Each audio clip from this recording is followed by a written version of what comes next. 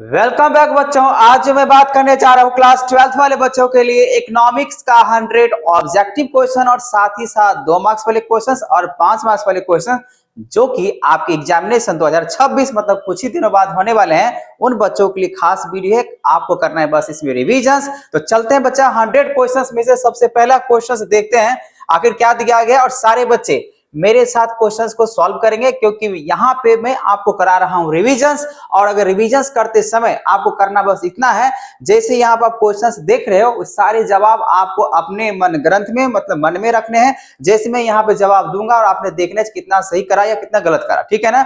या तो आप क्या करो, उसको कॉपी में आप लिख सकते हो और उसके बाद अपना आंसर मैच कर सकते हो, ठीक है। तो चलते हैं यहाँ पे सबसे पहला जो क्वेश्चन नजर आ रहा है बच्चा, बोला गया कंज्यूमर बिहेवियर रिलेटेड्स टू, ठीक है ना, रिलेट्स टू ये भी कह सकते हैं। यहाँ पे कंज्यूमर्स का जो बिहेवियर है वो किस तरीके से कहां से रिलेट कर सकता है, यहाँ पे आप देख सकते हो options. Options A utility of commodity, options B demand of commodity, option C production of commodity, या option D both A and B. आप यहाँ पे हिंदी में भी देख सकते हो, जिन बच्चों को हिंदी में एग्जामिनेशन देने हैं उन बच्चों के लिए यहाँ पे दिया गया उपभोक्ता व्यवहार का संबंध जो होगा वो वस्तु की उपयोगिता से और वस्तु की मांग से होता है। मतलब ऑप्शंस यहाँ पे डी लग जाएगा, ए और बी दोनों जवाब सही है। प्रोडक्शन से नहीं होता है, ठीक है ना।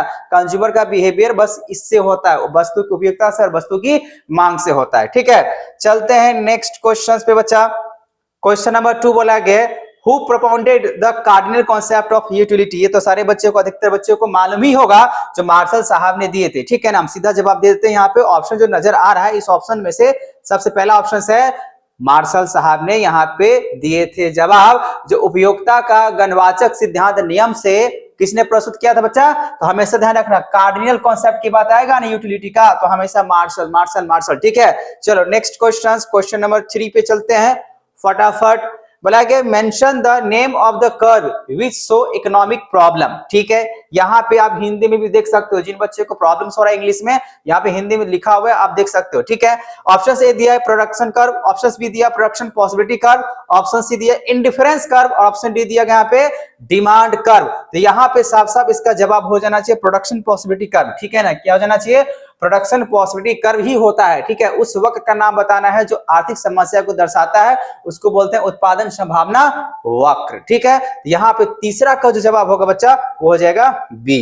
नेक्स्ट क्वेश्चन, क्वेश्चन नंबर 4 बोला जा रहा है यहाँ पे Which of the following is study under microeconomics? MICR वाला बोला गया है, ठीक है ना। ऑप्शन ए इंडिविजुअल यूनिट बोला गया यहाँ पे, ऑप्शन बी बोला गया economic aggregate, option C national income और ऑप्शन डी बोला गया नन ऑफ दीज। तो बच्चा यहाँ पे फोर्थ का जो आंसर होगा वो होगा ए, क्योंकि यहाँ पे माइक्रो MICR वाले में, ठीक है ना, इंडिविजुअल यूनिट की यहाँ पे स्टडी किया जाता है। जैसे कि मैंने कल लगभग में 40 जो इंपोर्टेंट क्वेश्चन दिए थे उसमें भी मैंने बातें आपको समझाया है, ठीक है। यहाँ पे हो जाएगा 4 का A. Next question, question number 5 बोला यहाँ पे हिंदी में आप देख सकते हो अर्थशास्त्र धर्म का विज्ञान है, ये किसने कहा था। ऑप्शन यहाँ पे दिया हुआ है कैनन ने, ऑप्शन बी बोला गया जेबी से ने, और सी बोला गया एडम स्मिथ ने, और डी बोला गया पिगु। आपको तो यहाँ पे हिंदी या इंग्लिश दोनों में समझ में आ गया होगा। फिलहाल इसका जवाब अगर कहा जाए बच्चा अर्थशास्त्र का विज्ञान है, यह किसने कहा था, तो किसने कहा था, तो एडम स्मिथ ने कहा था, ठीक है। ये आप इसको याद कर लेना, ठीक है। नहीं याद है तो याद कर लेने हैं, क्योंकि आपके एग्जामिनेशन लगभग में 5 दिन या 2 दिन के अंदर में ही, कितना आज तारीख हो गया, ठीक है ना, तो लगभग में आपको 2 तारीख के होने वाले हैं, तब अच्छे से एग्जाम को तैयारी करे बच्चा। नेक्स्ट क्वेश्चन, क्वेश्चन नंबर 6 बोला गया यहाँ पे goods which can alternatively use, ठीक है ना, आर कॉल्ड। बहुत ही अच्छा क्वेश्चन है और सिंपल क्वेश्चन है। बोला गया ऐसी वस्तुएं जिनका एक दूसरे के बदले में अगर प्रयोग किया जाता है उस गुड्स को हम लोग क्या कह सकते हैं बच्चा, तो सब्स्टिट्यूट गुड्स बोलते हैं, है कि नहीं। कॉम्प्लीमेंट कहते नहीं है, उसके बदले में एक के बदले में अगर दूसरा अगर हम लोग यूज करते हैं उसको बोलते हैं सब्स्टिट्यूट, या हिंदी में कहते हैं हम लोग प्रतिस्थापना वस्तुएं, ठीक है। और यहीं पे अगर एक रहेगा और दूसरा का भी रहना पड़ेगा, उसके जगह कोई नहीं ले सकता है, तो उसको हम लोग पूरक बताते हैं, है ना। फिलहाल यहाँ पे ऑल्टरनेटिव बोला गया, एक दूसरे के बदले बताया गया, तो यहाँ पे सब्स्टिट्यूट गुड्स लग जाएगा, ठीक है।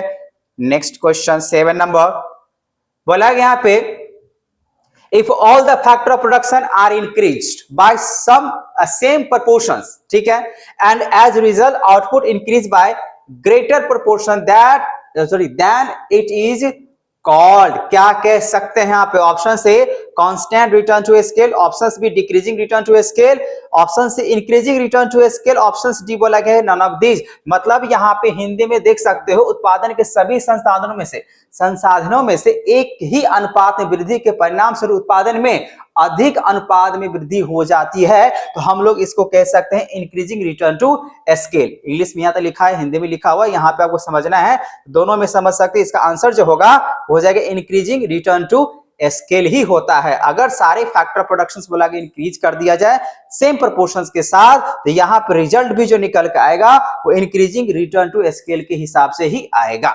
ठीक है, नेक्स्ट क्वेश्चन नंबर 8, क्या बोला गया यहाँ पे? Economic problem is basically related to which factor? Option से selection of market, option B बोला गया चॉइस ओनली, ऑप्शन सी बोला गया फॉर्म सिलेक्शंस, ऑप्शन डी बोला गया ऑल ऑफ दीज। लेकिन अगर बात कहा जाए बच्चा यहाँ पे खासकर इकोनॉमिक में जो सबसे बेसिकली जो प्रॉब्लम होता है ना, वो होता है चॉइस, है कि नहीं? आप लोग अगर पढ़े होंगे इकोनॉमिक्स में अच्छे तरीके से, तो बताया जाता है जो इकोनॉमिक्स में जो सबसे ज्यादा प्रॉब्लम होता है और ये बेसिक प्रॉब्लम है वो है चॉइस। क्योंकि यहाँ पे कंज्यूमर्स का जो बिहेवियर है, चॉइस है, वो सबका अलग अलग होता है। इसी वजह से हम लोग यहाँ पे अगर बात करेंगे तो हो जाएगा चॉइस। ठीक है ना, बात समझ में आ गया? बात समझ में आ गया ना? इसका जवाब क्या होना चाहिए? चॉइस होना चाहिए। आप यहाँ पे देख सकते हो आर्थिक समस्या सामान्यता किस तथ्य की समस्या है? तो सिर्फ चुनाव की समस्या है। आपने यहाँ पे बी लगा दिया है। नेक्स्ट क्वेश्चन पे चलते हैं। 9 नंबर बोला गया यहाँ पे निम्न में से कौन सा उत्पादन फलन है? ऑप्शन ए लिखा है यहाँ पे C equals to F Q, B equals to लिखा है यहाँ पे Q quantity equals to factor of cost, factor अलग अलग चीजें हो सकता है। सी बोला गया यहाँ पे क्यू इक्वल्स टू फंक्शंस यहाँ पे कर रहा है प्राइस, डी बोला गया इनमें से कोई नहीं। तो मुझे तो यहाँ पे अगर देखा जाए बच्चा, इसमें ऐसा कोई भी जवाब सही मुझे नहीं लग रहा है जैसे ये लिखा हुआ, ठीक है ना। लेकिन यहाँ पे सिर्फ इतना ही फंक्शन से काम नहीं चलेगा, चाहे हम बात करें कि एलिमेंट जो लेबर है, ठीक है ना, रॉ मटेरियल्स है, ऐसे बहुत सारे चीजें होता है।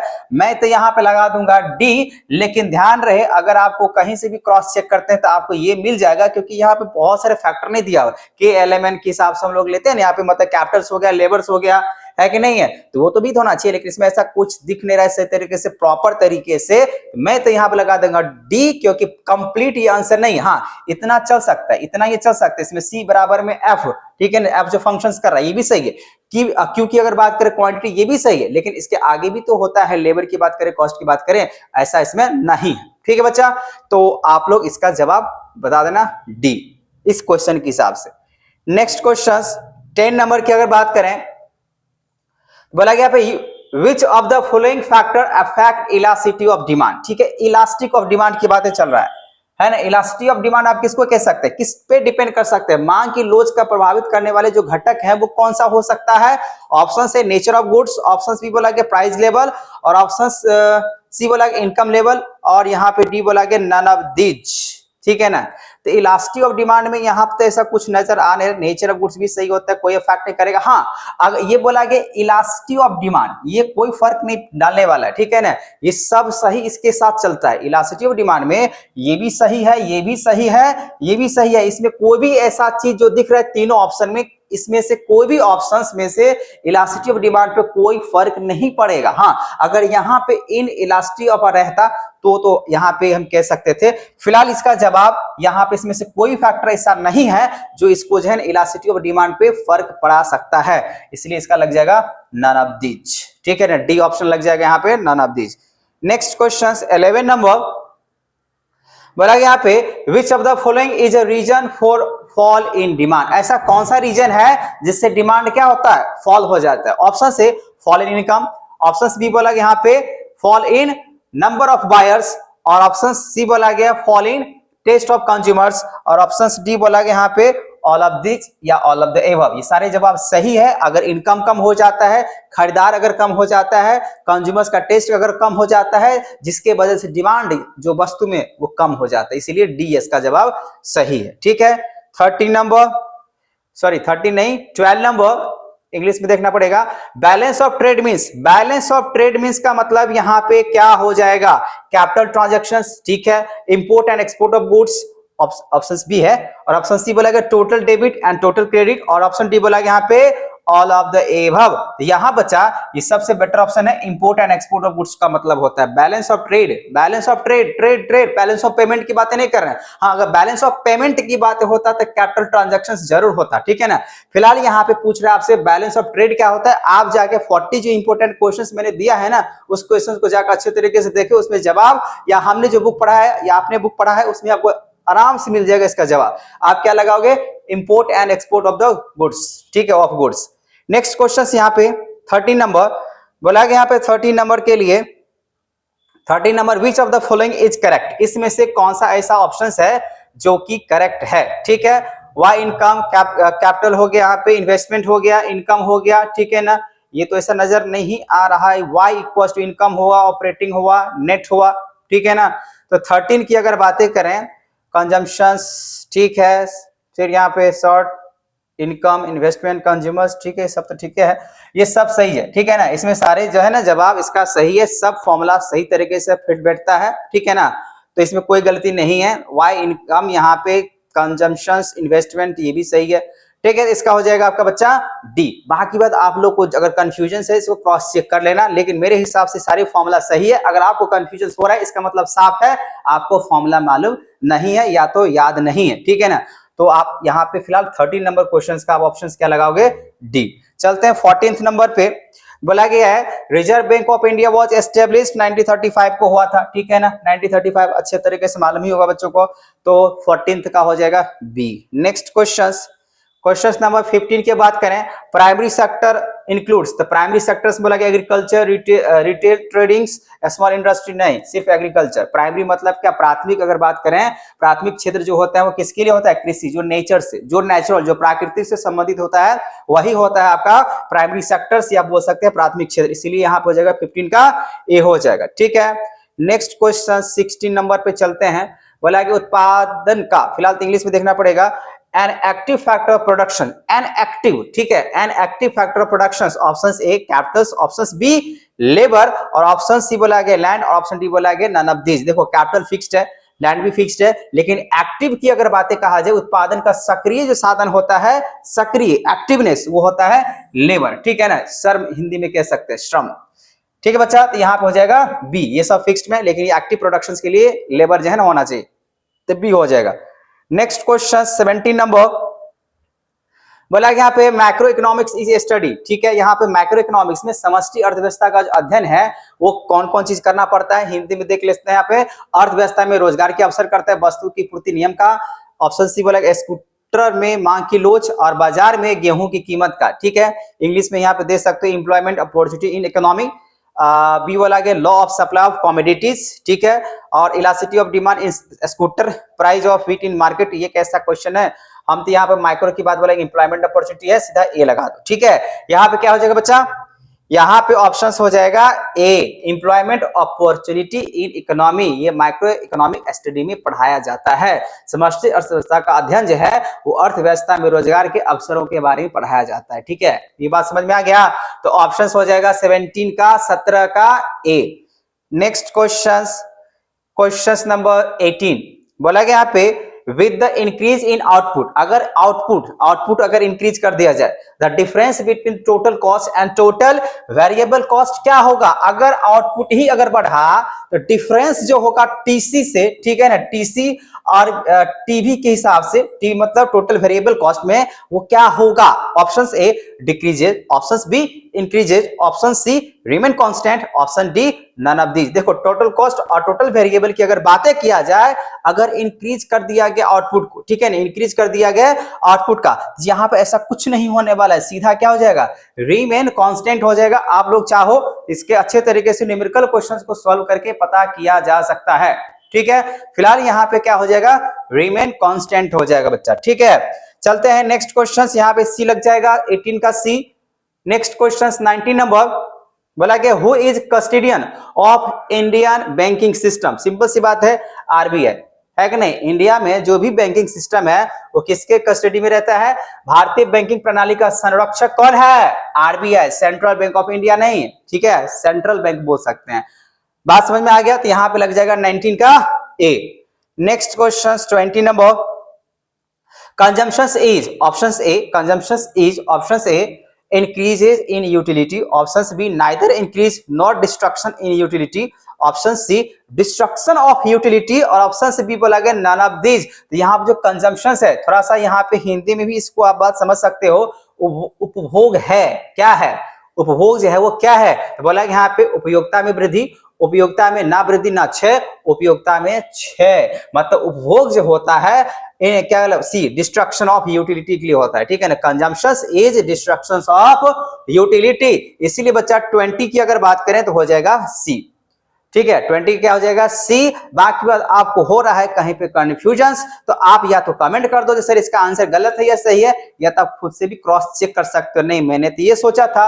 अगर आपने ये सोचा था तो आप भाई आजकल तो सारी चीजें क्या है पॉसिबल है ना, लगभग पढ़ाई लिखाई के हिसाब से जो आंसर्स क्या होना चाहिए है कि नहीं, तो आप चाहो तो कहीं से भी आंसर इसका आप पता कर सकते हो। अगर मैंने यहाँ पे डिस्ट्रक्शन ऑफ यूटिलिटी लगा है, लगता है आपको कहीं पे कंफ्यूज, सिर्फ इसी क्वेश्चन से मैंने कहीं भी आपको लग रहा है कंफ्यूजन है, हमने आपको गलत यहाँ पे ऑप्शंस बताया है, तो आप उसको क्रॉस चेक करो। क्रॉस चेक करना मतलब ये होता है आप कहीं से भी आंसर उसका पता कर सकते हो, लेकिन आपका फायदा इसमें ये होने वाला है जो नंबर ऑफ क्वेश्चंस आपको रिवीजन हो जाएंगे, ठीक है ना।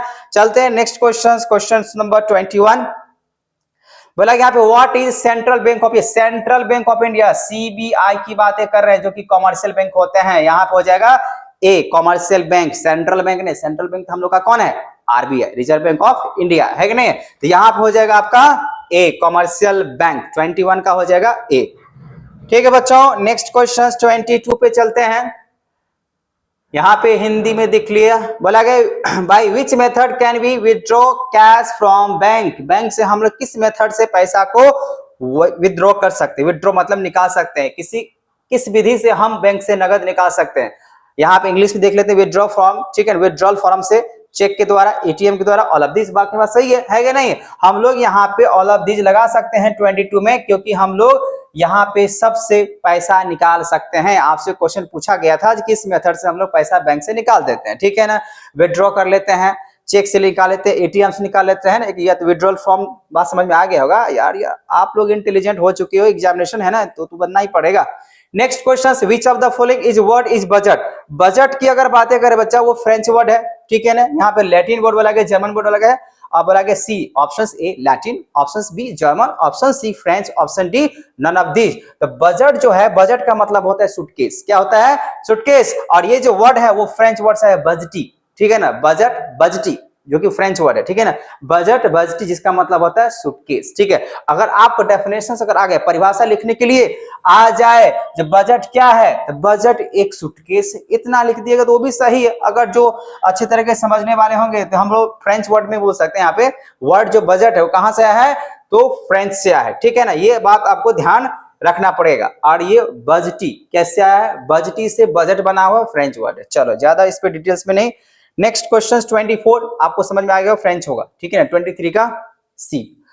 Next question 24 number, by which method central bank adopt for controlling the quantity of credit, option से bank rate, option B open market operations, option C change in cash reserve ratio, और option D बोला यहाँ पे all of the above. तो सारे जवाब इसका सही है बच्चों।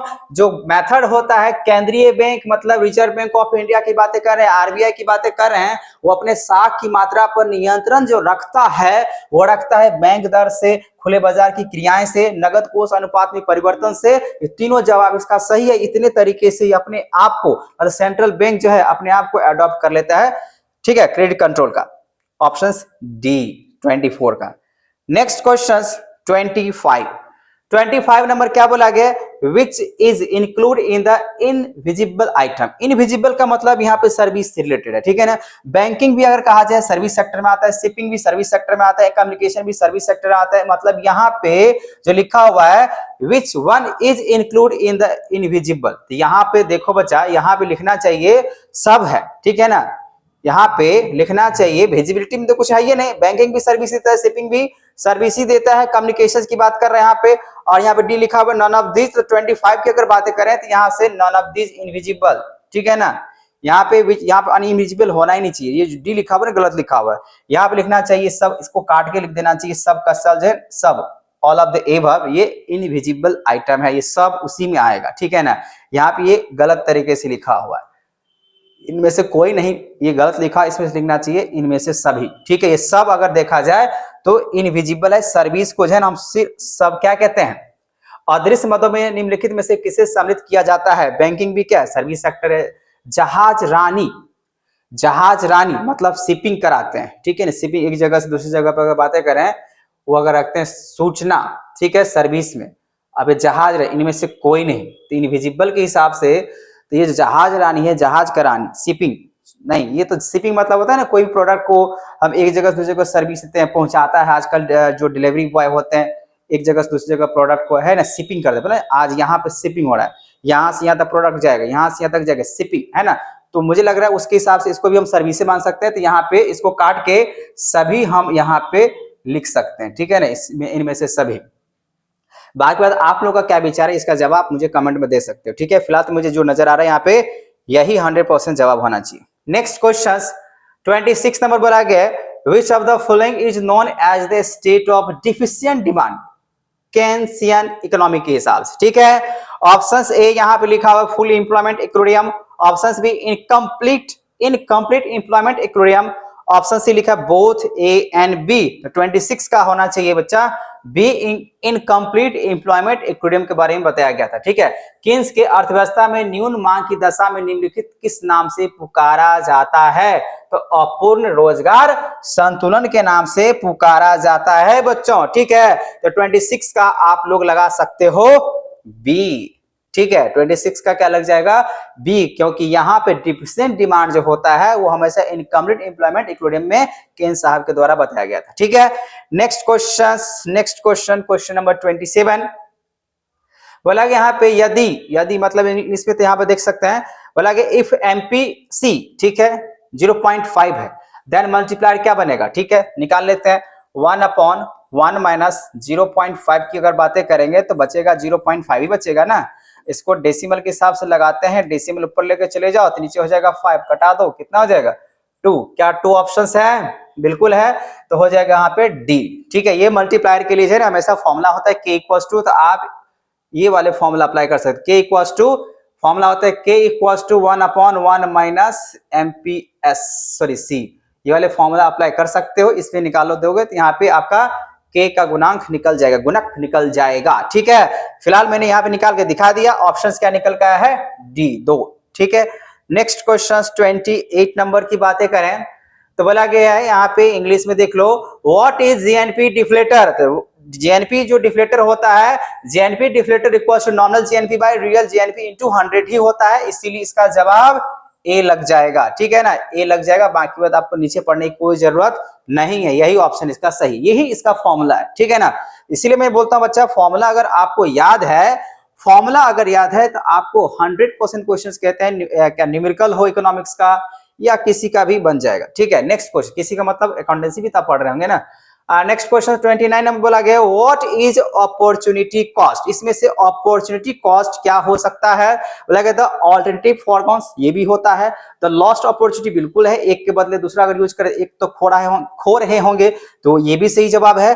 ट्रांसफर अर्निंग, इसमें भी अर्निंग जो दूसरे को ट्रांसफर करना होता है, मतलब ये जवाब डी हो जाएगा। ऑल ऑफ द एबव, सारे जवाब इसका सही है, तो 29 का बच्चा लग जाएगा डी। नेक्स्ट क्वेश्चन 30 नंबर की अगर बात करें, what are the necessary condition for water system? ठीक है, वाटर सिस्टम के लिए यहाँ पे कंडीशंस क्या था?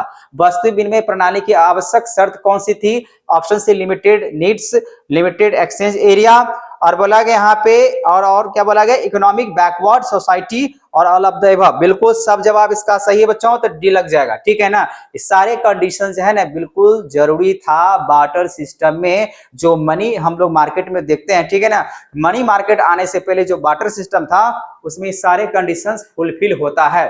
ठीक है, इसीलिए यहाँ पे ऑल ऑफ द एबव लग जाएगा, मतलब सारे चीज लिमिटेशंस में आते हैं नीड्स के लिए। ठीक है, नेक्स्ट क्वेश्चन बोला कि यहाँ पे relative elasticity of demand, relative, ठीक है, रिलेटिव इलास्टिसिटी ऑफ डिमांड जो शो करेगा वो चेंज बाय क्वांटिटी बाय यहाँ पे ग्रेटर होना चाहिए चेंज प्राइस बाय। ठीक है, ये लगेगा, यही फॉर्मूला होता है। रिलेटिव इलास्टिसिटी ऑफ डिमांड जो होता है ना बच्चा, यही आपका शो करता है, ऑप्शन ए। ठीक है, सापेक्ष लोचदार मांग की जो व्यक्ता होगा, इस तरीके से हम लोग कर सकते हैं। नेक्स्ट क्वेश्चन 32 नंबर बोला गया for a change in which of the following there is no change in demand. अगर डिमांड में कोई चीज चेंज अगर नहीं आता है तो क्या हो सकता है, निम्नलिखित में से किसके परिवर्तन से मांग में परिवर्तन नहीं होता है। Option A change in price, option B बोला गया चेंज इन इनकम, ऑप्शन बोला गया C change in the taste and fashion और नन ऑफ दिस, मतलब चेंज इन प्राइस।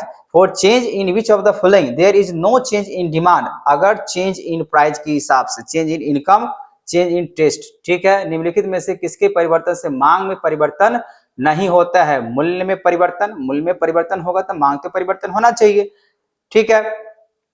32 की बातें कर रहे हैं यहाँ पे, change in price for a change in which of the following there is no change in demand, demand इसमें से कौन सा मूल्य में परिवर्तन हुआ, इनकम चेंज हुआ, आय में परिवर्तन हुआ, रुचि बदला इसमें तो चेंज हो जाता है, इनमें से कोई नहीं, ठीक है।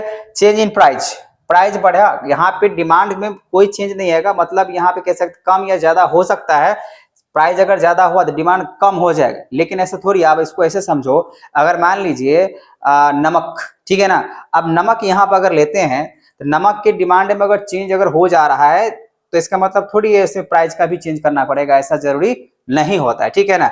अब ऐसे जो नेसेसिटीज है, ठीक है ना, जो बहुत ही ज्यादा जरूरत है उसके खिलाफ आप ऐसा बातें बोल सकते हो, उसमें कोई डिमांड में चेंज नहीं होगा, क्योंकि उसको प्राइस में कितना भी चेंज हो जाए उससे कोई फर्क पड़ने वाला नहीं है, वो वस्तु उसको चाहिए ही चाहिए। तो जहां पे नेसेसिटीज होगा, ठीक है ना, मतलब कंपल्सरी उसको चाहिए चाहिए, उसकी डिमांड में कोई चेंज नहीं आता है, प्राइस अगर चेंज होता भी है तो, ठीक है। फिलहाल इसका 32 का क्या लग जाएगा, ए। नेक्स्ट क्वेश्चन 33 का, what is consumption of fixed capital call, तो फिक्स्ड कैपिटल हमेशा जो लगता है बच्चा वो डिप्रिसिएशन, कैपिटल फॉर्मेशंस, इन्वेस्टमेंट, ये यहाँ पे जवाब आपको दिख रहा होगा, ऑप्शन ए लिखा हुआ कैपिटल फॉर्मेशन, ऑप्शन बी लिखा हुआ डिप्रिसिएशन, ऑप्शन सी लिखा हुआ इन्वेस्टमेंट और ऑप्शन डी लिखा हुआ ऑल ऑफ द एबव। तो 33 की अगर बात करें बच्चा, यहाँ पे डिप्रिसिएशन हमेशा कंजम्पशन ऑफ फिक्स्ड कैपिटल जो होता है वो मूल्य ह्रासी होता है, अस्थायी पूंजी के उपभोग को क्या कहते हैं, मूल्य ह्रास कहते हैं, डिप्रिसिएशन कहते हैं, ठीक है ना, ये बात हमेशा ध्यान रखना, फिक्स्ड कैपिटल पे लगने वाला ही है, ठीक है ना।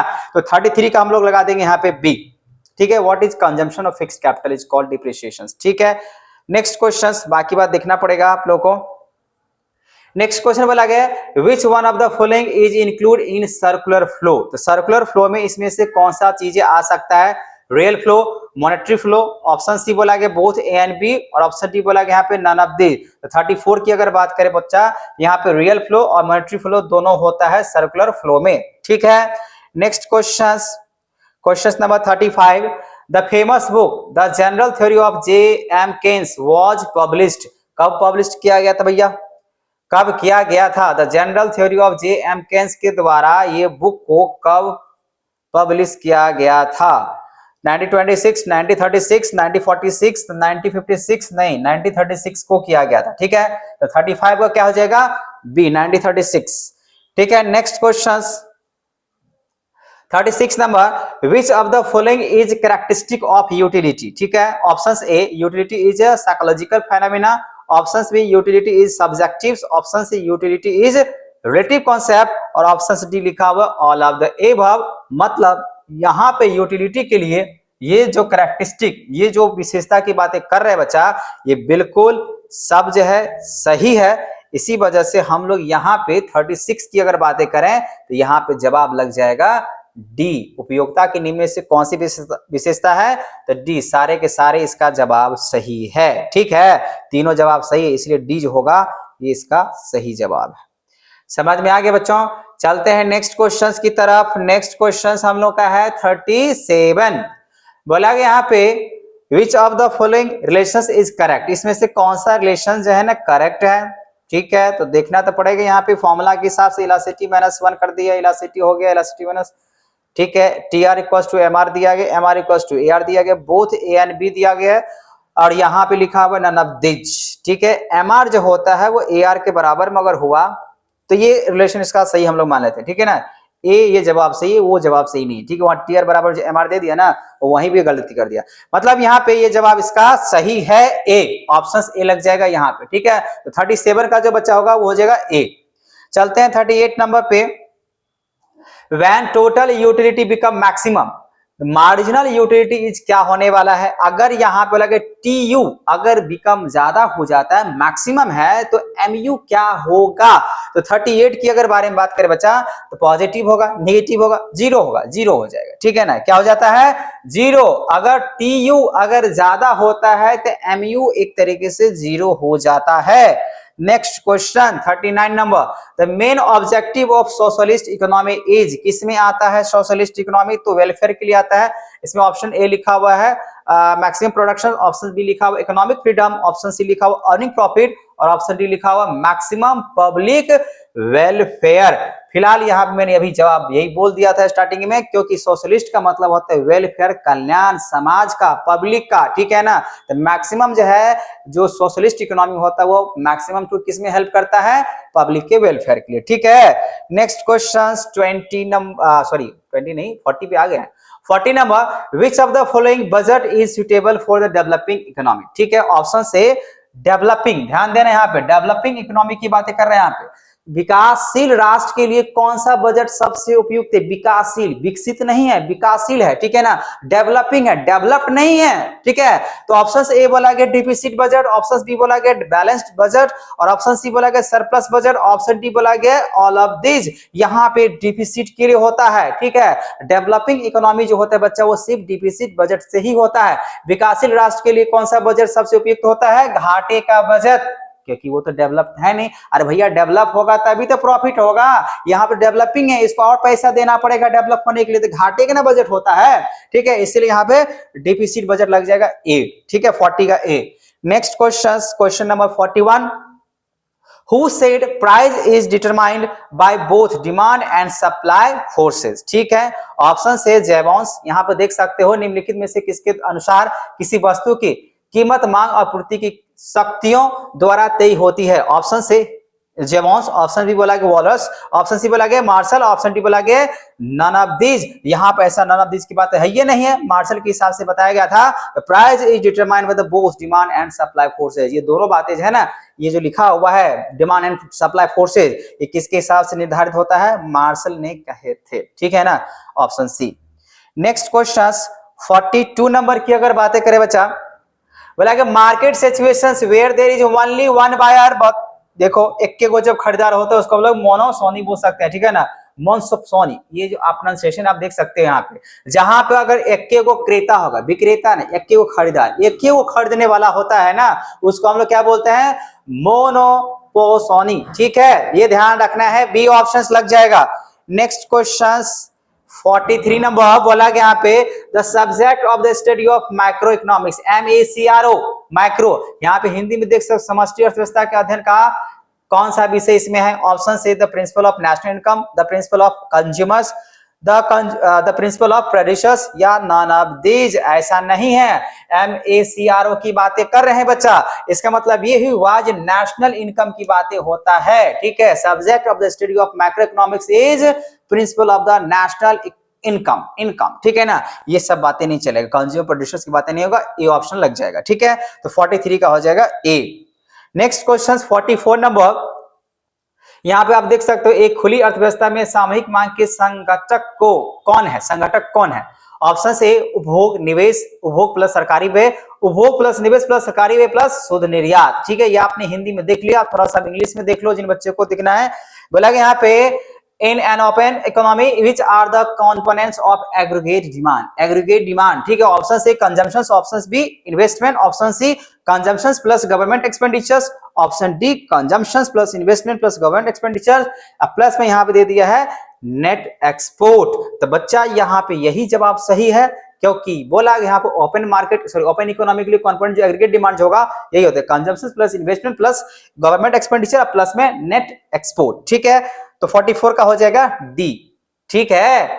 नेक्स्ट क्वेश्चन 45 नंबर, बोला गया पे in production functions production is a function of, option A price, option B factor of production, option C total expenditure और ऑप्शन डी बोला गया यहाँ पे नन ऑफ दीज। तो 45 का बच्चा फैक्टर ऑफ प्रोडक्शन ही हो जाएगा, क्योंकि यहाँ पे production function, production is function, तो फैक्टर ऑफ प्रोडक्शन मतलब यहाँ पे उत्पत्ति के साधनों का ही होता है। उत्पादन फलन में उत्पादन किसका फलन है, तो उत्पत्ति के साधनों का फलन है, ठीक है ना, यहाँ पे लग जाएगा बी।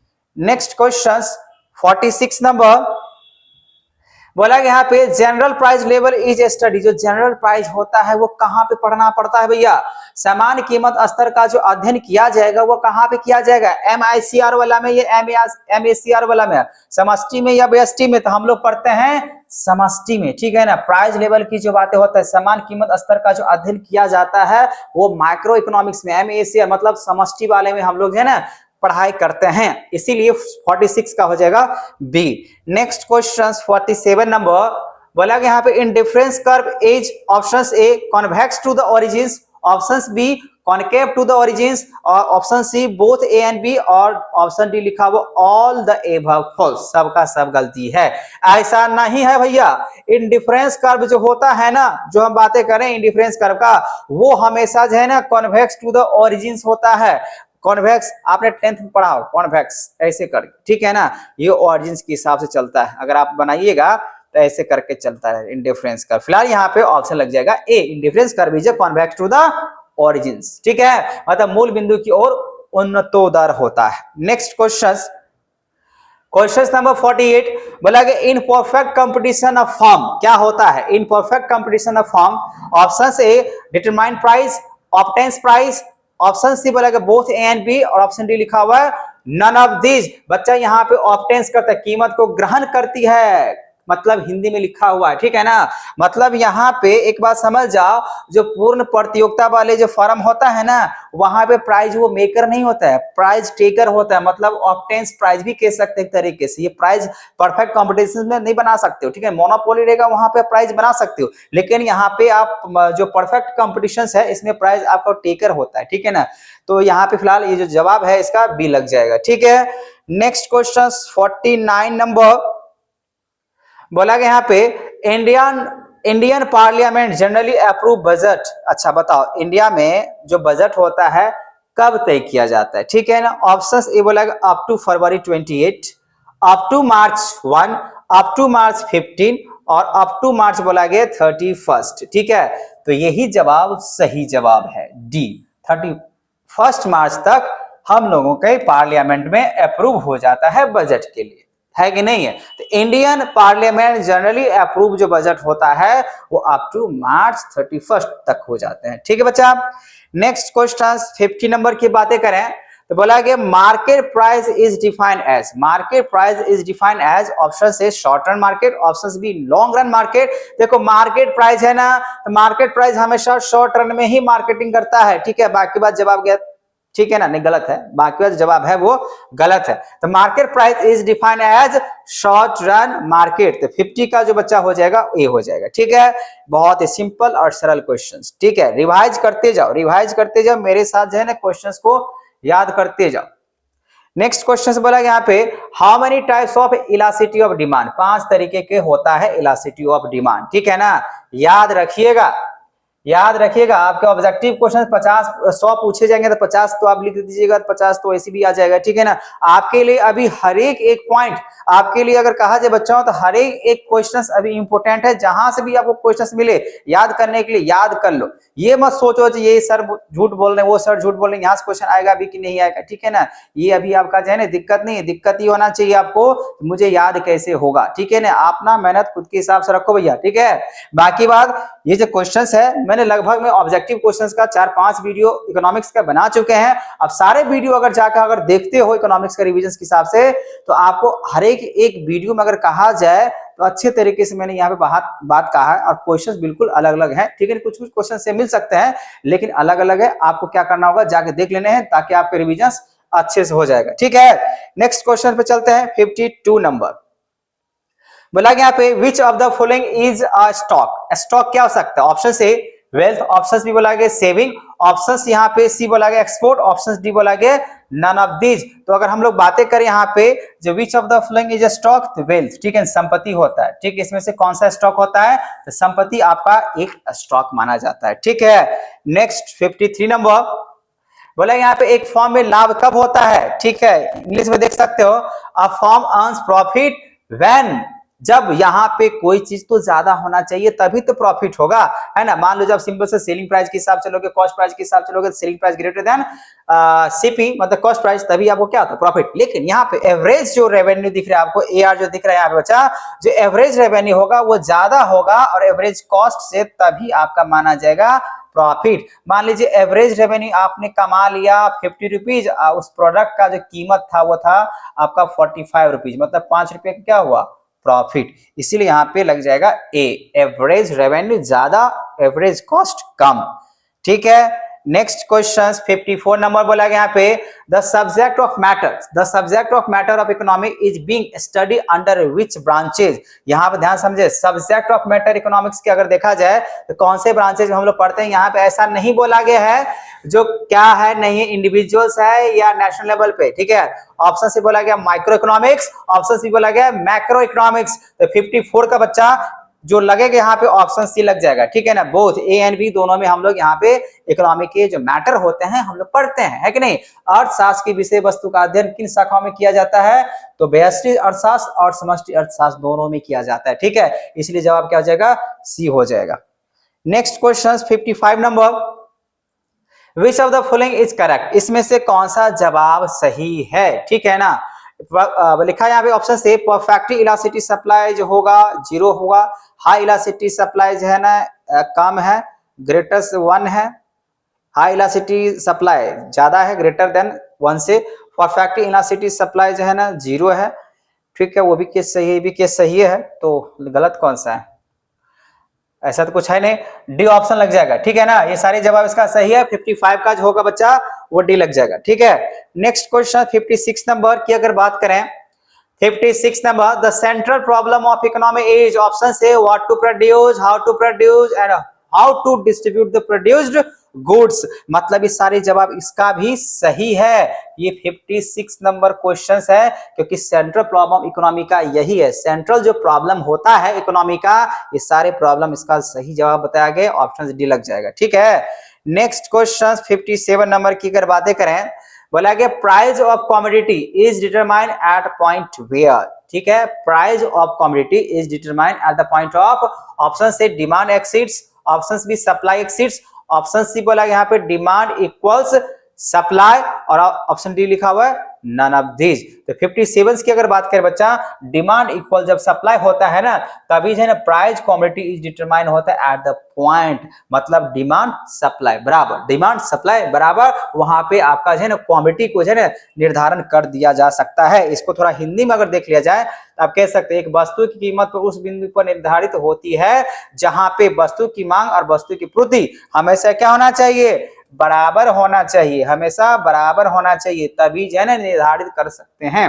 ठीक है, next question 58 number, eight which time all the factor of productions may be changed. देखो विच टाइम बोला कि all the factor of productions may be change, तो यहाँ पे शॉर्ट रन में तो नहीं होता, कुछ अगर कहा जाए तो चेंज कर सकते हैं, वेरिएबल्स होते हैं। लेकिन इसके अलावा जो यहाँ पे बात अगर कहा जाए बच्चा, long run, very long run और ऑल ऑफ द अबव नहीं होगा, लॉन्ग रन यहाँ पे आप लगा सकते हो। ठीक है ना, शॉर्ट रन में कुछ ही चीज को आप चेंज कर सकते हो, लेकिन जो लॉन्ग रन में होता है वहां पे ऐसे सारे फैक्टर प्रोडक्शंस के लिए चेंजेबल होता है, चेंज कर सकते हो। ठीक है ना, तो ऑप्शन लग जाएगा बी। नेक्स्ट क्वेश्चन 60 नंबर की अगर बात करें, 60 नहीं होगा, 58 हो गया ना, 59 नंबर यहाँ पे क्या कह रहा है,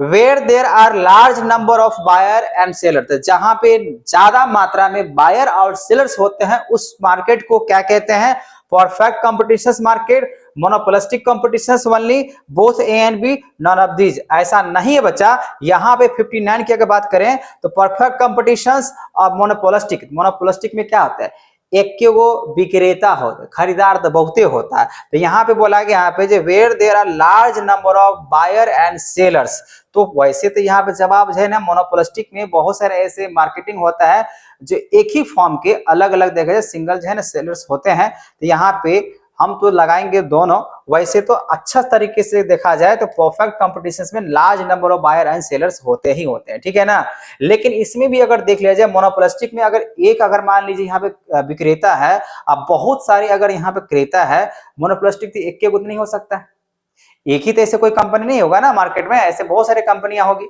तो यहाँ पे हम कह सकते हैं बोथ ए एंड बी, जिसमें अगर कहा जाए बायर एंड सेलर है ना बहुत सारे होते हैं। बाकी बात आपका जवाब क्या है ये कमेंट बॉक्स में जरूर कमेंट कर दें, ठीक है। मैं तो यहाँ पे लगा देता हूं सी, ठीक है। आपका जवाब क्या है, देना जवाब। देखो ये परफेक्ट कंपटीशन से बहुत सारे बायर सेलर होता है, तो इसमें कोई डाउट है नहीं, ठीक है। इसमें कहने के हिसाब से आप बोलोगे सर ये जो मोनोपोलिस्टिक कंपटीशन होते हैं यहाँ पे एक ही जो है ना सेलर्स होते हैं और बहुत सारे बायर्स होते हैं, लेकिन एक ही सेलर तो हम कह सकते हैं यहाँ पे कोई एक ही कंपनी की बात नहीं हो सकती, बहुत सारे कंपनियां हैं। फिलहाल यहाँ पे हम दोनों लगा सकते हैं ऑप्शन सी। आपका जवाब क्या है आप कमेंट में दो, ठीक है।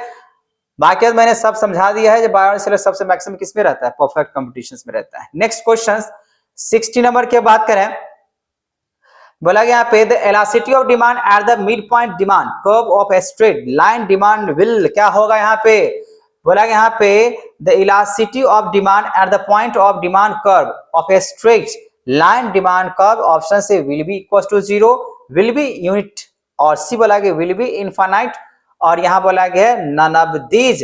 तो बच्चा यहाँ पे एक के बराबर जब होता है ना तभी होता है स्ट्रेट, तो हमेशा ध्यान रखे। तो यहाँ पे लिखा हुआ है रेजिव रेखीय मांग वक्र के मध्य बिंदु पर जो मांग की जो लोच होता है वो क्या होगा, शून्य होगी। बी ऑप्शन बोला गया इकाई होगी, या सी बोला गया अनंत होगी, या डी बोला गया इनमें से कोई नहीं होगी, तो क्या होता है इकाई होगी, ठीक है बच्चों, समझ में आ रहा है। तो चलते हैं हम लोग नेक्स्ट क्वेश्चंस की तरफ। नेक्स्ट 61 नंबर की अगर बात करें तो बोला गया विदेशी विनिमय दर का निर्धारण होता है, ये तो हिंदी में हो गया, ठीक है ना, इंग्लिश में देख लिया जाए। बोला गया यहाँ पे foreign exchange rates is determined by options A demand of foreign currency, options B supply of foreign currency, option C demand and supply in foreign exchange market. ये जवाब इसका सही है बच्चा, तो यहाँ पे 61 का लग जाएगा आपका सी, ठीक है। चलते हैं नेक्स्ट क्वेश्चन 62 नंबर, बोला गया यहाँ पे capital budget includes, capital budget में हम लोग क्या क्या चीज को इंक्लूड कर सकते हैं, ऑप्शन से revenue receipt and revenue expenditure, options B capital receipt and capital expenditure, direct and indirect tax, none of this. नहीं, ये जवाब सही है क्योंकि यहाँ कैपिटल बजट की बातें बोल रहा है बच्चा, इसी वजह से capital receipt and capital expenditure को यहाँ पे इंक्लूड करना पड़ेगा, ठीक है, ऑप्शन लग जाएगा बी। नेक्स्ट क्वेश्चन 63 नंबर, बोला यहाँ पे the theory of employment multiplier was propounded, कौन दिए थे, ठीक है। ये सब जो साइंटिफिक जो अगर बातें करें जो दिया गया है, डेफिनेशंस की बातें करें या थ्योरी की बातें करें, ये सब याद कर लेना बच्चा, ठीक है ना, बहुत ही ज्यादा इंपॉर्टेंट होता है। फिलहाल यहाँ पे लिखा हुआ था theory of employment multiplier was propounded bye, ठीक है ना, कौन दिया था भैया, केन साहब दिए थे, कहन दिए थे, काहन या हैंसन दिए थे या मार्शल दिए थे, ठीक है, ये जवाब, ठीक है ना, कहन दिए थे। बाकी बात आपको जवाब जो है ना देने हैं कमेंट बॉक्स में, आपका जवाब सही है नहीं है, बिल्कुल सही जवाब है, ठीक है ना। कहन साहब यहाँ पे कह सकते हैं 63 का बी लग जाएगा, ठीक है। कहन साहब ने दिए थे रोजगार गुणांक सिद्धांत के जन्मदाता हैं। बाकी बात उसके बाद जो है ना प्रतिपादित की बात करते केन साहब भी यहाँ पे आते हैं, लेकिन हम लोग यहाँ पे बी जवाब इसका परफेक्ट रहेगा, ठीक है। नेक्स्ट क्वेश्चन 64 नंबर की बात करें, the components of balance of payment is, option से current account, capital account, both A and B और नन ऑफ दीज। तो यहां पर लग जाएगा सी 64 का, क्योंकि इसमें करेंट अकाउंट और कैपिटल अकाउंट दोनों के हिसाब से पेमेंट किया जाता है, ठीक है। भुगतान शेष का जो घटक है वो चालू खाता भी है और पूंजी खाता भी है, दोनों इसका घटक होता है, ठीक है बच्चा।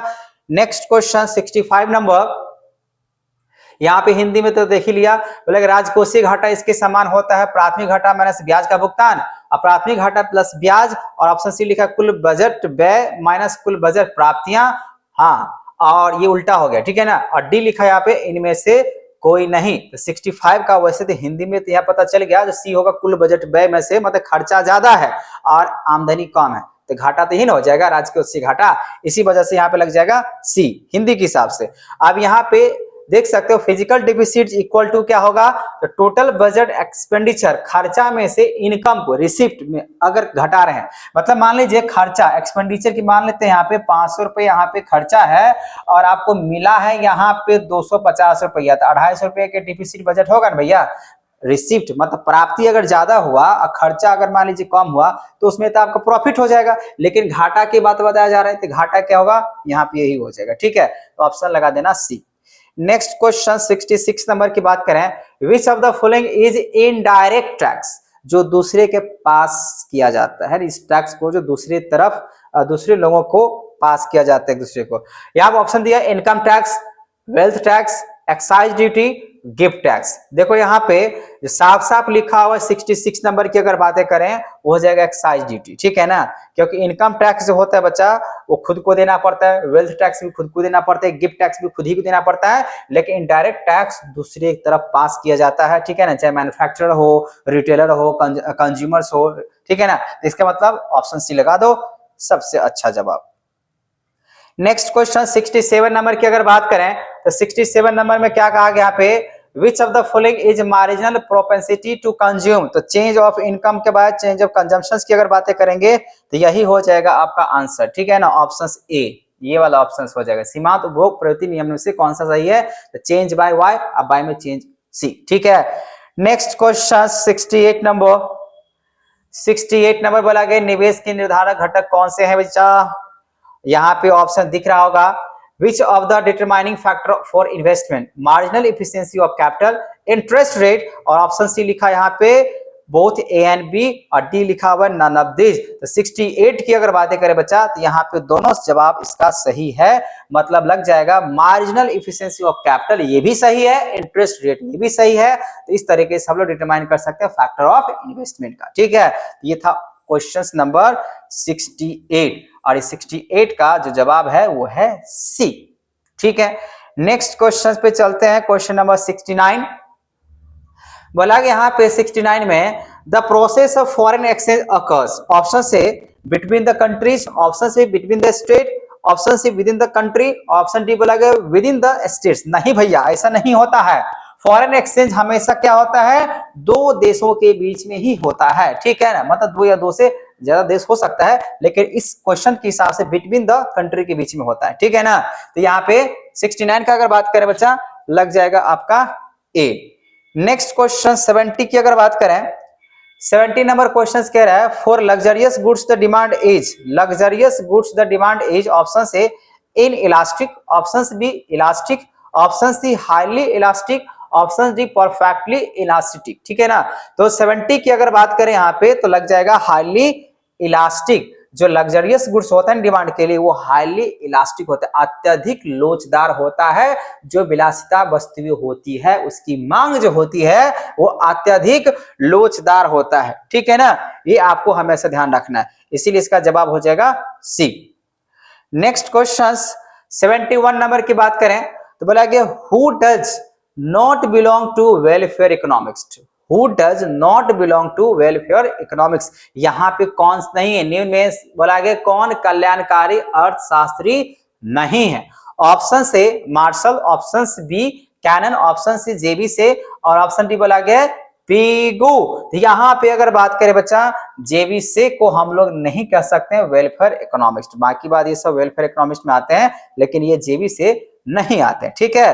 तो आप ऑप्शन लगा देना सी, इसका हो जाएगा सी, 71 का हो जाएगा सी। नेक्स्ट क्वेश्चन 72 नंबर की अगर बात करें, लॉन्ग रन में बोला गया long run production function is related to, दीर्घकालीन उत्पादन फलन का संबंध किसमें है, आप इंग्लिश में तो पढ़ लिया, हिंदी में पढ़ लिया, आप बोला गया option law of demand, option B बोला गया law of increasing return, option C बोला गया law of return to scale, और ऑप्शन डी बोला गया इलास्टिसिटी ऑफ डिमांड। तो यहाँ पे लग जाएगा बच्चा elasticity of return to scale के हिसाब से काम करता है। लॉन्ग रन प्रोडक्शन फंक्शन जो है वो जो रिलेटेड है वो किससे रिलेटेड है, law of return to scale से रिलेटेड है, ठीक है ना, इसी वजह से ऑप्शन लग जाएगा 72 का सी नंबर, ठीक है। 73 की अगर बात करें तो बोला गया utility can be measure, utility जो है वो हमेशा किससे मेजर किया जाएगा, तो ऑप्शन ए मनी से, ऑप्शन बी बोला गया एक्सचेंज ऑफ गुड्स से, ऑप्शन सी बोला गया वेट ऑफ द गुड्स से, या डी बोला गया नन ऑफ दिस से। नहीं, यूटिलिटी को हम लोग मेजर जो करते हैं वो मनी से करते हैं, किससे करते हैं बच्चा, मनी से, utility can be measure by money, ठीक है। नेक्स्ट क्वेश्चन 74 पे आते हैं, बोला कि law of variable proportion is related to short run, हमेशा ध्यान रखना है जो लॉ ऑफ वेरिएबल जो प्रोपोर्शंस होते हैं वो किससे संबंधित होते हैं, तो शॉर्ट रन से ही संबंधित होते हैं, लॉन्ग रन से नहीं, वो तो होता है हम लोग का फिक्स्ड, ठीक है। तो जवाब तो आपको मिल चुका है। नेक्स्ट क्वेश्चन 75 नंबर की बात करें। 75 which of the following is method of produces equilibrium? equilibrium option से TR and TC method, option B बोला गया MR and MC method, option C बोला गया बोथ A एंड B और ऑप्शन डी बोला गया नन ऑफ दीज। तो 75 की अगर बातें करें बच्चा, ये दोनों जवाब इसका सही है। TR एंड TC मेथड भी होता है, MR एंड MC मेथड भी होता है इसको नापने के लिए। ठीक है, ये था आपका 75 नंबर क्वेश्चन। ठीक है, दोनों तरीका सही है। 75 नंबर का सी। 76 नंबर की अगर बात करें, विच of the following is not a factor production, इसमें से कौन ऐसा चीजें हैं जो factor of production, not a factor of production. ठीक है, लैंड है, लेबर है, कैपिटल है, मनी नहीं है, मतलब यहां पे लग जाएगा डी, क्योंकि नहीं से पूछ रहा है। ठीक है ना, तो यहां पे लग जाएगा बच्चा डी। नेक्स्ट क्वेश्चन 77 नंबर की बात करें, supply creates its own demand, who said? Options A professor JB Say, options B Ricardo, option C professor Pigou और ऑप्शन डी बोला गया केन्स। तो यहां पे जवाब है जेबी से। ठीक है ना, supply creates its own demand, who said? Professor JB Say. ठीक है, next question 78 number, with the rise in coffee price the demand of tea, बढ़ जाएगा ना। अगर यहाँ पे कॉफी का प्राइस अगर बढ़ा तो डिमांड जो है टी का वो बढ़ जाएगा, है ना, बात तो सही है। लॉ ऑफ डिमांड के हिसाब से ऑप्शन ए लग जाएगा, इसका क्या लग जाएगा? Option A. Next question 79 number, बोला गया यहाँ पे which of the following equation is true, इसमें से कौन सा इक्वेशन सही है बच्चा? ठीक है, तो यहाँ पे देख सकते हो टोटल वेरिएबल कॉस्ट जो होगा वो total cost minus total fixed cost कर लो। टीएस इक्वल्स टू यहाँ पे टीबीसी माइनस टीएफसी नहीं होगा, नहीं होगा, मतलब यहाँ पे आप ए लगा सकते हो, यही इसका इक्वेशन सही है। तो 79 का बच्चा आप लोग लगा लो A, total cost minus total fixed cost यहाँ पे अगर कर लेते हैं ना तो टोटल वेरिएबल कॉस्ट आपका निकल के आ जाएगा। ठीक है, चलो ऑप्शन ए, यही इसका स्टेटमेंट मुझे लग रहा है सही है। ठीक है, चलो नेक्स्ट क्वेश्चन तो 79 का, ये 79 नंबर आपको क्वेश्चन दिख रहा होगा, तो 79 का जो होगा वो हो जाएगा आपका ए। ठीक है, नेक्स्ट क्वेश्चन 79 का ये हो गया। 80 नंबर की बात करें, market price is associated with, market जो प्राइस होता है वो किससे संबंधित बात किया जाता है? बाजार मूल्य संबंधित जो होता है वो किससे होता है? ऑप्शन से the price of very short period, normal price, permanent price और ऑप्शन डी बोला गया ऑल ऑफ द एबव। ऐसा नहीं होता है, ये जो मार्केट प्राइस जो होता है एसोसिएट जो होता है वो हमेशा शॉर्ट पीरियड के लिए ही होता है, मतलब यहाँ पे ऑप्शन ए लग जाएगा। ठीक है, 80 का क्या हो जाएगा बच्चा? ए। नेक्स्ट क्वेश्चन 81 की अगर बात करें, बोला गया in perfect competitions, perfect competitions में क्या होता है? इन परफेक्ट कॉम्पिटिशन मतलब पूर्ण प्रतियोगिता वाले में क्या होगा? ऑप्शन से ए आर बराबर में एम आर होगा, ऑप्शन बी ए आर ज्यादा होगा एम आर कम होगा, ए आर कम होगा एम आर ज्यादा होगा, या option D none of these. तो 81 की अगर बात करें बच्चा, वो हमेशा एवरेज जो रेवेन्यू होता है वो मार्जिनल रेवेन्यू के बराबर होता है। ए आर का मतलब होता है एवरेज रेवेन्यू और एम आर का मतलब होता है मार्जिनल रेवेन्यू। जब बराबर होता है तभी माना जाता है वो परफेक्ट कॉम्पिटिशन में है। ठीक है, तो ऑप्शन ए लग जाएगा। ठीक है, नेक्स्ट क्वेश्चन 82 नंबर, बोला गया the curve that show economic problem, the curve that show economic problems, option A production curve, option B production possibility curve, option D demand curve, option D बोला गया है indifference curve. तो यहाँ पे 82 की अगर बातें करें, the curve that show economic problem जो दिखाएगा, ऐसा क्वेश्चन एक बार और मिला था ऊपर में कहीं ना कहीं। ठीक है, तो यहाँ पे लगा देंगे प्रोडक्शन पॉसिबिलिटी कर्व। क्या लग जाएगा बच्चा? प्रोडक्शन पॉसिबिलिटी कर्व जो है ना वो हमेशा शो करता है इकोनॉमिक प्रॉब्लम का। आई थिंक मुझे लग रहा है ऐसा क्वेश्चन अभी अभी इसी में हमने कहीं ना कहीं बनाया है। ठीक है ना, तो यहाँ पे क्वेश्चन आया था। फिलहाल यहाँ पे रिपीट क्वेश्चन है, देख लेना आप लोग और कमेंट करना रिपीट है भी या नहीं। मुझे तो लग रहा है रिपीट है, तो यहाँ पे 82 नंबर ये क्वेश्चन है, इसका आंसर हो जाएगा बी।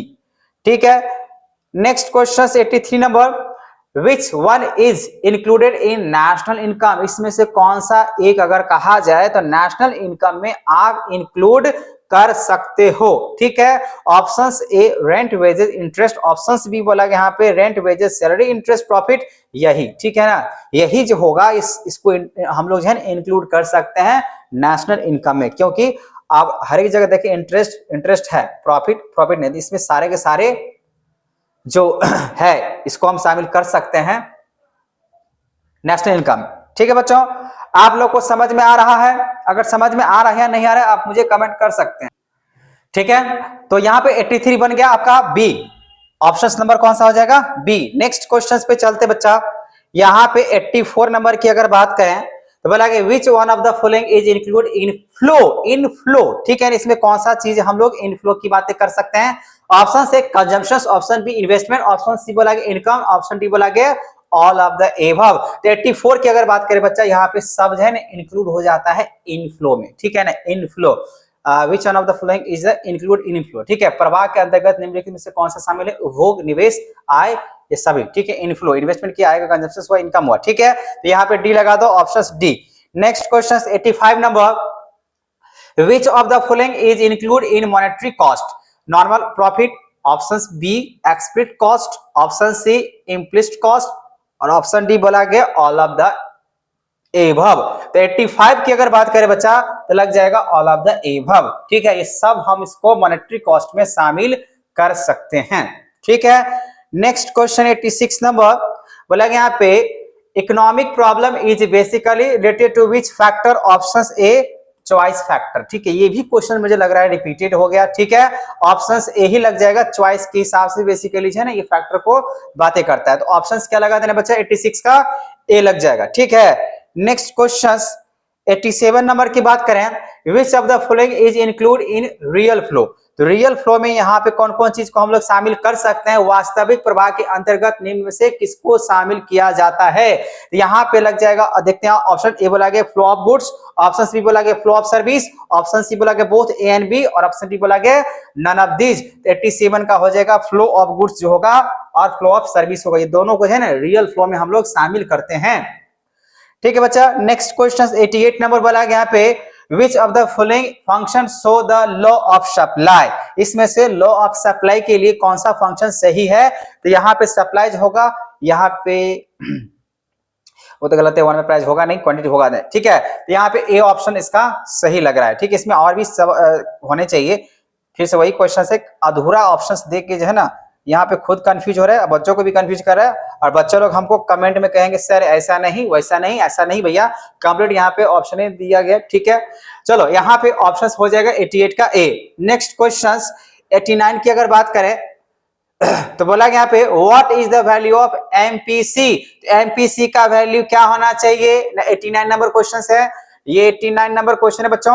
ऑप्शन ए बोला गया 1, ऑप्शन बी बोला गया 0, और ऑप्शन सी बोला गया greater than 0 but less than 1। Yes, option क्या हो जाएगा? सी। एमपीसी जो होना चाहिए या तो 1 से ज्यादा और 0 से, मतलब 0 से ज्यादा और 1 से कम होना चाहिए। ठीक है, नेक्स्ट क्वेश्चन 90 नंबर क्वेश्चन की बात करें तो बोला कि who gave the cardinal concept of utility? बच्चा ऐसा कोई बात है? कार्डिनल पहला भी क्वेश्चन कार्डिनल, सेकंड क्वेश्चन भी कार्डिनल। तो यहाँ पे 90 नंबर की अगर बातें करें बच्चा, जवाब दे चुके हैं, वो क्या है? मार्शल साहब ने दिया था कार्डिनल कॉन्सेप्ट ऑफ यूटिलिटी। ठीक है, नेक्स्ट क्वेश्चन बोला यहाँ पे ब्रेक इवन पॉइंट जो होता है जनरेटेड होता है जब टोटल कॉस्ट और टोटल रेवेन्यू जो होगा ना वो हमेशा बराबर होता है, तभी जो है ना ब्रेक इवन पॉइंट हमेशा जनरेटेड होता है। तो यहाँ पे 91 का बच्चा लग जाएगा सी।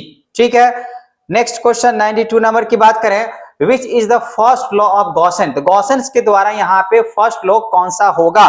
Option A law of demand, option B law of diminishing marginal utility, option C law of equi marginal utility, और भैया ऑप्शन डी क्या लिखा हुआ है? ऑप्शन डी लिखा हुआ कंज्यूमर सरप्लस। ये तो है नहीं, ठीक है ना। तो यहाँ पे आप गॉसन के द्वारा प्रथम नियम की अगर बातें करें बच्चा तो कौन सा हो जाएगा? तो law of diminishing marginal utility. ठीक है ना, बी सीमांत उपयोगिता हम लोग कह सकते हैं, हरास नियम को कहते हैं गॉसन का प्रथम नियम। ठीक है, कुछ तो फायदा हो। नेक्स्ट क्वेश्चन 93 नंबर बोला कि यहाँ पे according to law of equi marginal utility the conditions consumer equilibrium as क्या होना चाहिए?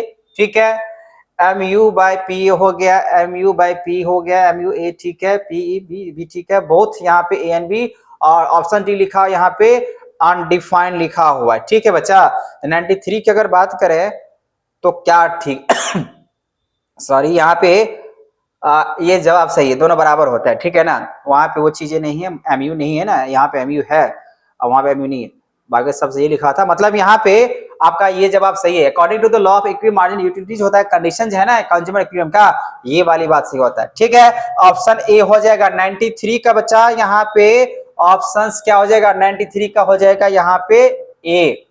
ठीक है, ए इसका जवाब सही है। नेक्स्ट क्वेश्चन 94 नंबर बोला गया यहाँ पे according to whom economic is positive science, इसमें से कौन कहे थे भैया कि इसके अनुसार अर्थशास्त्र वास्तविक विज्ञान है? Option A Marshall, option B बोला गया यहाँ पे रॉबिन्स और ऑप्शन सी बोला गया कैनन, ऑप्शन डी बोला गया पेगु। तो 94 की अगर बात करें रॉबिन्स साहब ने कहे थे पॉजिटिव साइंस के बारे में। ठीक है, according to whom economic is a positive science, Robbins साहब। ठीक है, रॉबिन्स, ये जो ऑप्शन बी है वो लग जाएगा। 95 नंबर की बात करें विच of the following is not fixed cost, इसमें से कौन सा फिक्स्ड कॉस्ट नहीं है? तो कॉस्ट ऑफ रॉ मटेरियल इसमें से फिक्स्ड कॉस्ट नहीं है, बाकी बात insurance premium, interest, factory rent, ये सब है। ठीक है, तो 95 का क्या लग जाएगा बच्चा? सी। ठीक है, 96 नंबर की बात करें बोला कि the elasticity of straight line supply curve originated from the centre of origin, मतलब यहां पे जो होगा वो इक्वल टू यूनिटी के हिसाब से होगा। ये भी जवाब मैंने दिया भैया। इस पीडीएफ में क्या हो चुका है, क्वेश्चन कुछ कुछ रिपीटेड मुझे नजर आ रहा है। ठीक है, बाकी बात बच्चों माफ करना, क्वेश्चन रिपीट है, बाकी बात हम यही कह सकते हैं जो रिविजन के हिसाब से आपके लिए परफेक्ट है। अब अगला question 97 number homogeneous product is a characteristic of, option A only perfect combinations, only बोला यहाँ पे, ऑप्शन बी लिखा only perfect oligopoly, option C बोला गया ए एंड बी और ऑप्शन डी बोला गया नन ऑफ दीज। तो 98 की अगर बात करें बच्चा तो यहाँ पे लग जाएगा बी, ओनली परफेक्ट कॉम्पिटिशंस में ही हम लोग बात कर सकते हैं। 98 है कि 97?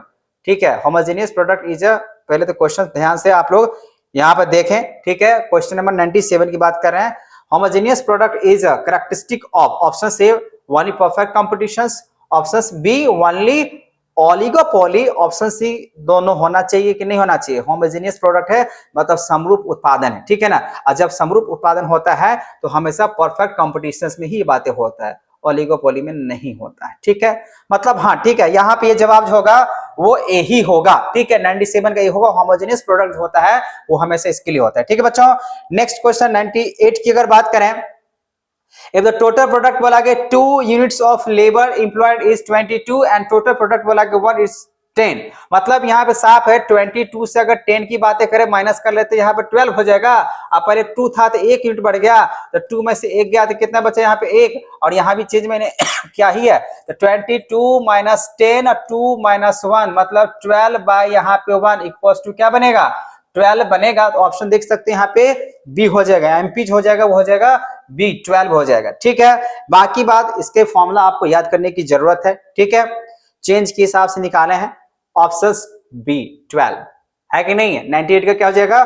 बी। नेक्स्ट क्वेश्चन 99 नंबर बोला गया यहाँ पे consumption of every additional unit of commodity brings utility, क्या होगा अगर यहाँ पे कंजम्पशन अगर करते हैं एडिशनल यूनिट, अगर कमोडिटी को आप ब्रिंग्स अब ज्यादा यूज करना चाहते हो तो वो हमेशा अगर बात कहें बच्चा वो घटना शुरू हो जाता है, डिक्रीजिंग होता है। पहले 1 रोटी खाए 2 रोटी खाए तो आपका भूख धीरे धीरे क्या होता है? कम होना शुरू हो जाता है, इसी वजह से यहाँ पे डिक्रीजिंग हो जाएगा एवरी एडिशनल यूनिट के लिए। ठीक है, नेक्स्ट क्वेश्चन की बात करते हैं और वो है 100 नंबर, इन इंडिया 1 रुपीज जो नोट्स होता है वो कौन इश्यू करता है भैया? तो फाइनेंस मिनिस्टर ऑफ इंडिया करता है। रुपीज 1 रुपया वाला सिक्का की बातें कर, नोट्स की बातें कर रहे हैं तो कौन करेगा? Finance minister of government of India. बाकी बात बच्चों यहाँ पे 100 क्वेश्चंस हम लोग का ऑब्जेक्टिव हो चुका है कंप्लीट। हाँ, हम यहाँ पे मान सकते हैं कि कुछ क्वेश्चंस आपका रिपीट कर गया था। ठीक है, अब यहाँ पे मैं शो करने वाला हूं 2 मार्क्स वाले क्वेश्चंस, और देखना इसका सारे आंसर आपको वीडियो मेरे चैनल पे बना हुआ है, आप उसको जाके अच्छे तरीके से इसके जवाब आप ले सकते हो, या नहीं तो आप इसका आंसर खुद से भी बना सकते हो, और उसके बाद इसको आपको याद करने की जरूरत है। ठीक है बच्चों, तो यहाँ पे आपने देख लिया, इसको पॉज करने हैं, स्क्रीनशॉट लेने हैं, और उसके बाद इसके जवाब जो है ना आपको लिखने हैं, याद भी कर लेना, क्योंकि आपके एग्जामिनेशन का बहुत ही कम समय बच गया है। इसीलिए आपको ज्यादा से ज्यादा याद करने की जरूरत है, चाहे आर्ट्स वाले हो या कॉमर्स वाले हो, ठीक है ना। इकोनॉमिक्स दोनों का सेम ही होता है, इसी वजह से दोनों बच्चों के लिए, मतलब दोनों स्ट्रीम वालों के लिए ये क्वेश्चंस जो आपको यहाँ पे आप देख रहे हैं वीडियो, ये बहुत ही ज्यादा आपके लिए लाभदायक है, ठीक है बच्चों। तो मैंने यहाँ पे क्वेश्चंस आपको शो कर दिया है, बहुत सारे जवाब आपको मेरे चैनल पे मिल जाएगा, ठीक है। नहीं मिल पा रहे तो आप मुझे कमेंट करें, और आपको ये वीडियो अगर अच्छी तरीके से समझ में आ चुका है और जहां जहां मैंने बोला था आपको कमेंट करने के लिए, उसको ध्यानपूर्वक अच्छे तरीके से क्वेश्चन को सुने और कमेंट करें, ठीक है। मिलते हैं नेक्स्ट वीडियो में। जब तक आपका एग्जामिनेशन हो नहीं जाता तब तक आपके पास वीडियो आता रहेगा, ठीक है। बस उसके लिए करना होगा इसको सब्सक्राइब और शेयर, ठीक है। चलते हैं, आते हैं, थैंक यू।